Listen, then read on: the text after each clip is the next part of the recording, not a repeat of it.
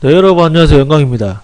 여러분들 이번 시간에는 세계에서 가장 위험한 견종, 가장 위험한 개에 대해서 알아보겠습니다. 인간에게 가장 친한 친구는 애완견이라고들 하는데요. 그 중에서도 아주 위험한 개들이 있습니다. 개와 관련된 사고도 굉장히 많이 일어나고 있고요.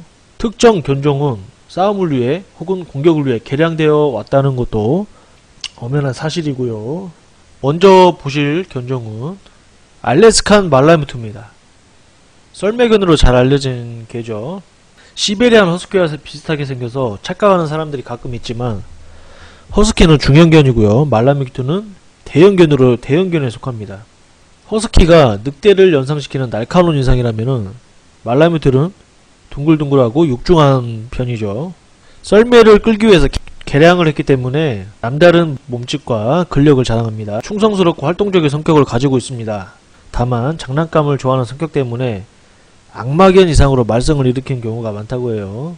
산책할 때는 그 힘 때문에 주인이 끌려가는 광경도 종종 볼 수 있다고 합니다.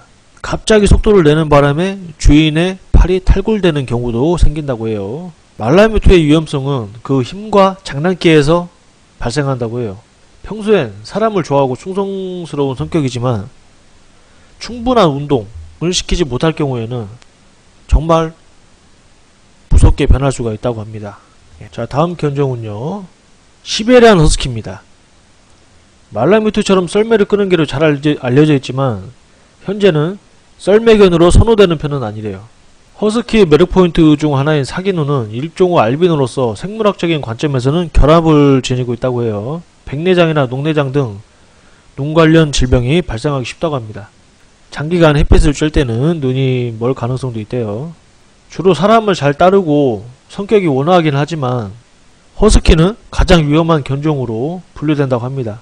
2000년에 실시된 미국 내 개 관련 인사사고에 따르면은 15건의 사망사고가 허스키 타입에 의해서 발생됐다고 해요. 자, 다음 견종은요, 저먼 세퍼드입니다. 군견하면 바로 떠오르는 이미지의 개죠. 19세기 말 목양견으로 브리딩 되었으나 곧 터진 1차 세계대전 당시 군견으로 차출되었다고 해요. 근육질의 몸매에서 나오는 민첩함, 머리가 좋고 충성심도 강하지만 영역에 대한 집착이 적어 군견에 가장 적합하다는 평가를 받았다고 하네요. 실제로 전쟁터에서 타국의 군견들을 압도하는 능력을 발휘하여 사람들의 관심을 받았고 전쟁에서 승리한 각 국가들이 세퍼트를 전리품으로 가져가 전 세계에 퍼지게 되었다고 합니다.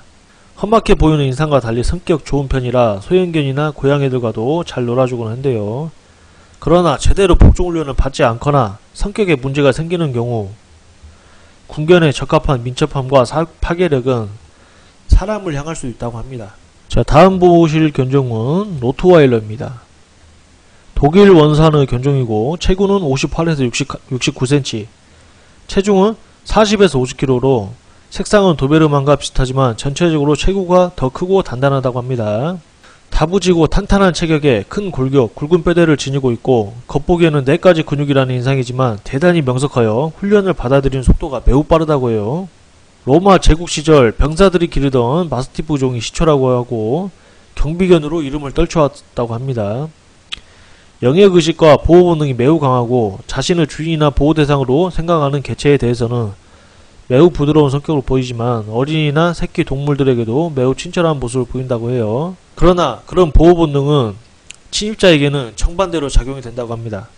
자신의 영역이 침범당했다고 느끼거나 자신의 주인에게 해를 가하려는 존재에게는 굉장히 강한 공격성을 보인다고 해요. 그 공격성은 다른 견종과 절대 비할 수가 없답니다. 국내외를 막론하고 수많은 사건을 일으키는 견종 중에 하나고요. 기질 자체가 배타적이고 경계심이 많아 맹견의 자질이 있는 만큼 어려서부터 특히 주의를 요구하는 견종이라고 합니다. 다만 공격 성향은 독일 품종이냐 미국 품종이냐에 따라 달라지는데 미국 품종은 사나운 성격을 개량을 통해 도태시켰기에 상대적으로 순화된 편이라고 합니다. 자, 마지막 견종은 핏불테리어입니다. 19세기 중반 영국에서 투견을 목적으로 테리어의 힘과 불독을 지구력을 얻기 위한 목적으로 만들어진 종이라고 해요. 45에서 56cm가량 되고요. 몸무게는 14에서 35kg. 몸집은 그렇게 큰 편은 아닌데 공격력은 타의 추정을 불허한다고 합니다.